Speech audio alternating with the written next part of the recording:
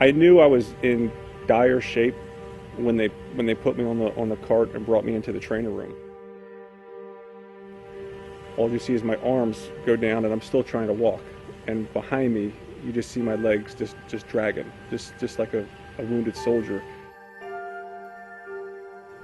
After the anger, and after the hostility, and after the thoughts of this just isn't worth living anymore, as I started to go away, I started to almost take on a role of I had to accept this as it was, or I was just not going to make it. I wasn't going to survive this.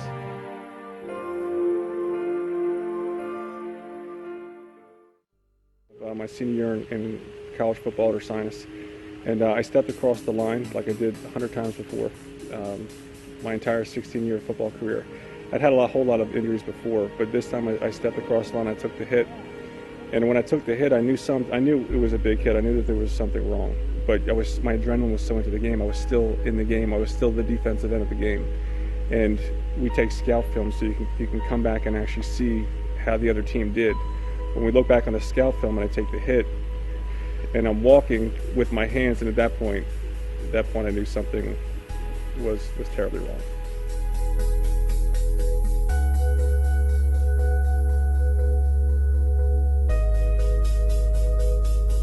One of the trainers that worked on me was my mentor in undergrad, and as she's doing the pinwheel test on one of the techs, or one of the trainers is doing the pinwheel test on my lower leg to check for sensory function, I couldn't feel I knew that she was back there about to do it, but the look on my mentor trainer's face,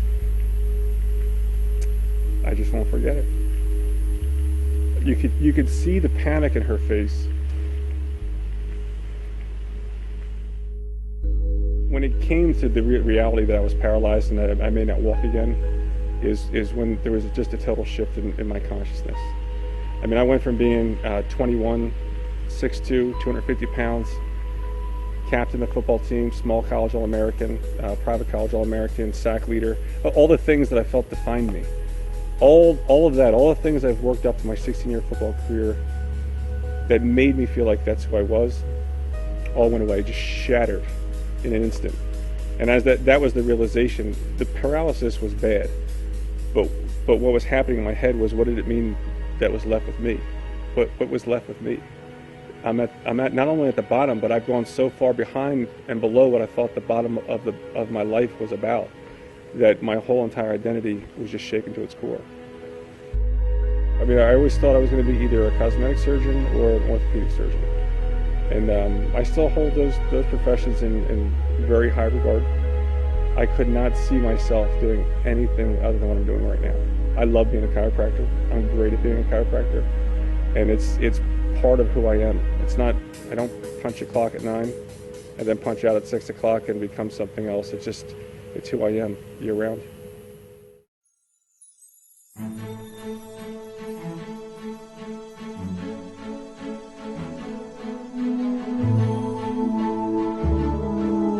You get to some defining moments in your life, and a lot of the outside stuff, your house, your car, or the things that are just your stuff, they tend to go away. And in those moments, you really find out what it is that makes you tick and what it is that you really want.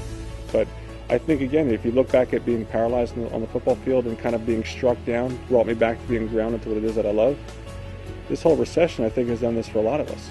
We've been struck down and brought back to the things that we find important, the things that are really important, that we hold dear to our heart, the things that we're willing to fight very hard for, is what we're going to be left with.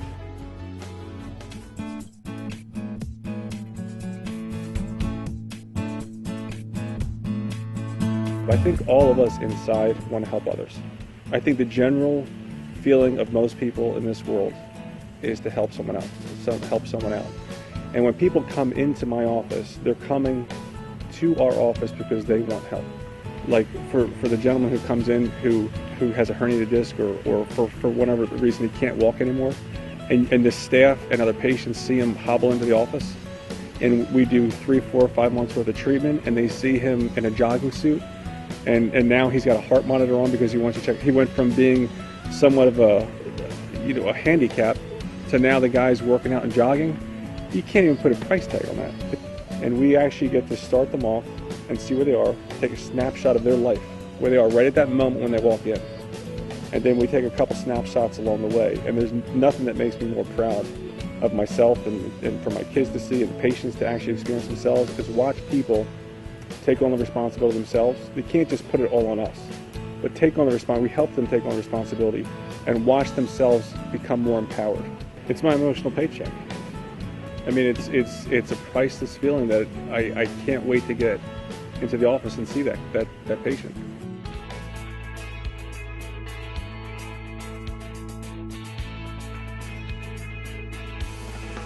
And what it taught me was just sometimes you got to roll the punches, just keep an open mind, calm. It's somewhat of a journey. I mean, I'm looking back what the practice was 12 years ago. We had a lot of fun building the practice. And looking back on it, it might have been probably some of the best times that my wife and I had ever had was building it, was the journey as far as going from the startup, from a thought to the actual practice. And now to see what it's grown into is, if you would have asked me back then, 10 years ago, would the practice have looked like it is today? I would have said, I could only wish. I could have only wished, and here it is. And it's just sometimes you have to endure through it, and it usually pays off.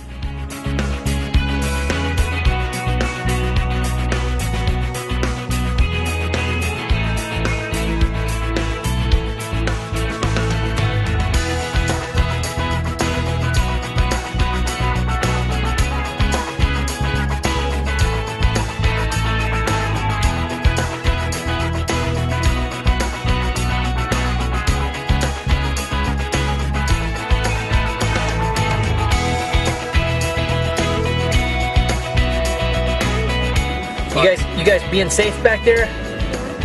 Got your helmets on for Dad's driving?